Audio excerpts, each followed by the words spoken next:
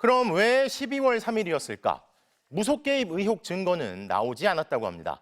그리고 국회의원들이 서울에 몰려 있을 때 계엄을 선포한 건 국회 계엄 해제 의결을 염두에 두지 못했기 때문일 수도 있지만 국회 근처에 모인 의원들을 싹 다 잡아들이기 위해서일 수도 있을 텐데요.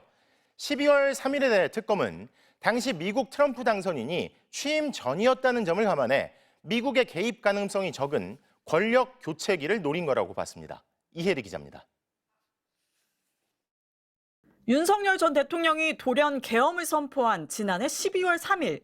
왜 이날이었는지를 두고 당시 윤 전 대통령이 음주 상태였다는 의혹부터 무속이 개입된 것 아니냐는 의혹까지 제기됐습니다. 역술인들이 비상계엄을 해서 넘기면은 한 석 달 되면은 다시 복귀한다. 하기 때문에 김건희 여사가 빨리 비상계엄에 해서 했다고 하는데 하지만 특검은 윤 전 대통령이 미국의 개입을 최소화하기 위해 전략적으로 이 날짜를 선택했을 가능성이 높다고 판단했습니다. 비상계엄은 미국 대통령 선거가 치러진 지 얼마 안 된 시점이자 도널드 트럼프 대통령 당선인의 취임식이 아직 열리지 않았을 때 선포됐습니다. 즉 미국 대통령 선거 후이자 취임 전 혼란한 시기를 이용해 미국의 개입을 차단하려 했다는 겁니다.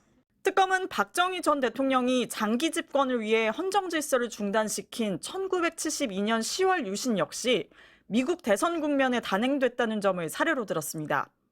특히 계엄 선포의 명분을 만들기 위해 북한의 무력 도발을 유도하려던 시도까지 실패하며 미국으로부터 계엄의 정당성을 인정받기 더욱 어려워진 윤 전 대통령이 미국의 정치 상황을 고려해 계엄 날짜를 정했을 거라고 특검은 보고 있습니다. 또 계엄 설계자로 지목된 노상원 씨의 수첩에서 미국 협조, 미국 사전 통보라는 문구가 발견된 점도 근거로 들었습니다. 실제 계엄 선포 다음 날에는 조태용 전 국가정보원장이 미국 중앙정보국 국장 내정자를 만나기 위해 미국으로 출국할 예정이었던 것으로 확인됐다고 밝혔습니다. 특검은 무속 개입 의혹에 대해선 개입 흔적을 발견하지 못했다고 했고 계엄 당시 윤 전 대통령이 음주 상태였다는 의혹에 대해서도 증거를 발견하지 못했다고 했습니다. MBC 뉴스 1입니다.